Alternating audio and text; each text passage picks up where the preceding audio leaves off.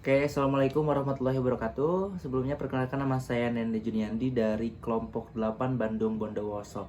Nah, di sini saya sudah bersama satu orang rekan. Boleh perkenalkan diri? Ya, saya Yuda Amri Setiadi dari Universitas Siliwangi. Oke. Nah, jadi di sini tuh saya mau tanya-tanya ya sama Kak Yuda ini tentang media dan politik gitu ya. Sebelumnya juga saya ucapkan terima kasih kepada Kak Yuda yang sudah berkenan gitu untuk saya wawancara mengenai media dan politik.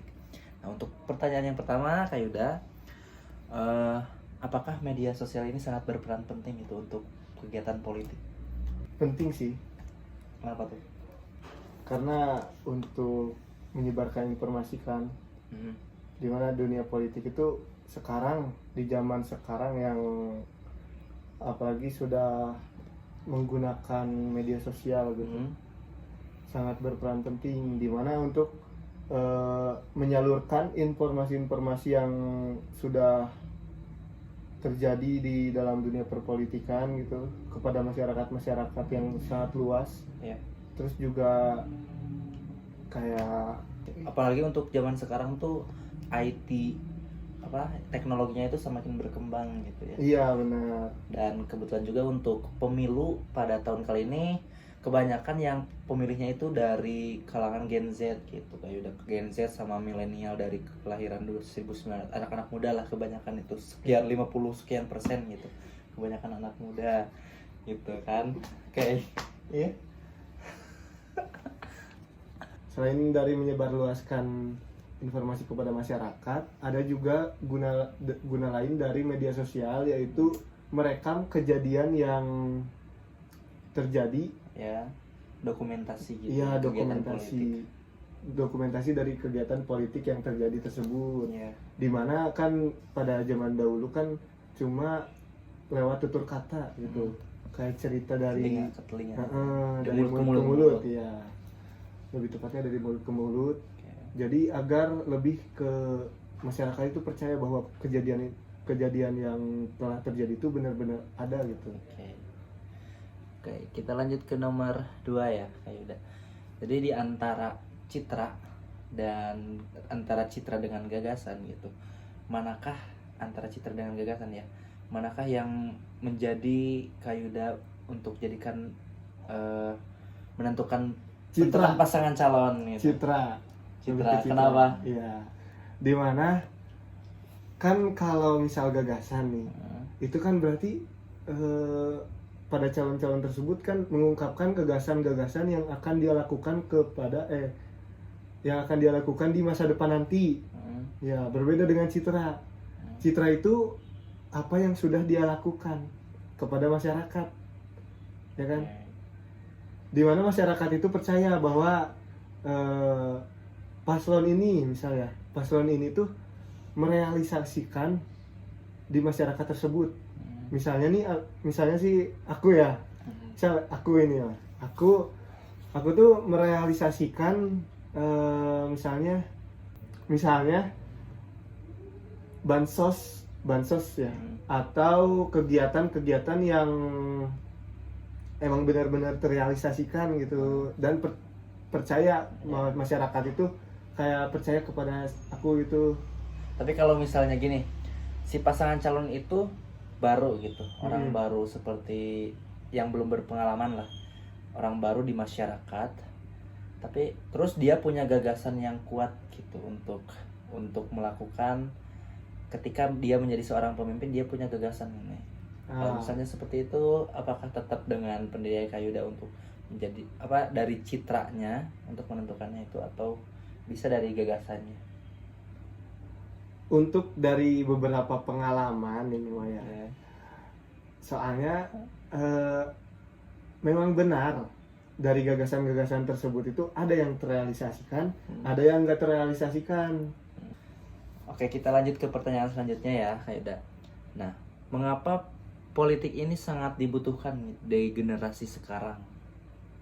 Kenapa anak-anak muda harus fokus gitu dengan politik, harus bisa belajar tentang politik, harus tahu politik, itu kenapa? Agar tidak dibodoh-bodohi aja sih. gitu. Iya, soalnya kan negara ini kan negara hukum, di mana masyarakat itu harus patuh terhadap hukum-hukum yang berlaku di negara tersebut. Betul Ya, banget. Itu. ya. Oke, kita lanjut ke pertanyaan terakhir ya Kak Yuda. Ya, untuk arus media sosial ini sangat berkembang, sangat pesat untuk masa sekarang gitu. Lantas akan sampai sejauh mana gitu media sosial ini sangat akan berkembang gitu. Dan hal apa yang harus difilterisasi dari media sosial? Mungkin untuk media sosial yang akan terus berkembang itu akan terus memang benar-benar akan terus berkembang ke masa depan gitu loh. Oke, hal apa yang harus difilterisasi nih dari media sosial untuk semua orang gitu, yang para penggunanya lah khususnya gitu. Apalagi kan anak muda sekarang, bahkan sampai anak kecil pun bisa memegang media sosial, bisa punya media sosial gitu. Ada konten positif, ada konten negatif, sedangkan untuk anak-anak di bawah umur itu umurnya itu masih labil. Itu kan bisa dibilang masih labil. Dan kalaupun ada hal negatif yang tidak difilterisasi dari media sosial kepada anak kecil, itu bisa dampaknya sangat buruk gitu bagi anak kecil. Nah, untuk hal yang harus difilterisasi, apakah dari penggunanya atau dari media sosialnya? Kira-kira menurut Kak Yuda, Menurut saya sih yang harus difilterisasikan itu dari penggunanya. Dari penggunanya. Caranya gimana tuh Kak Yuda kira-kira? Iya. Jadi yang harus difilterisasikan oleh pengguna itu di mana si pengguna tersebut harus menyaring dari informasi-informasi yang dia dapat. Nah, terus juga pengguna tersebut juga harus memanfaatkan media sosial. Ya. Tapi kan kalau misalkan dari media sosial udah pasti gitu, untuk konten sensitif pasti sudah difilter langsung kan, udah ada sistemnya fiturnya, dari ya. fitur dari, berarti tinggal dari sosial. penggunanya saja ya, Ya. untuk memfilternya saja gitu. Soalnya kebanyakan dari pengguna media sosial itu banyak hal yang disalahgunakan gitu. Seperti konten sensitif, yang konten dewasa gitu. Kebanyakan dari sekarang itu misalnya TikTok ya, yang dulunya itu untuk seperti status dari WA kan berdurasi yang pendek ya, sama seperti TikTok itu ya.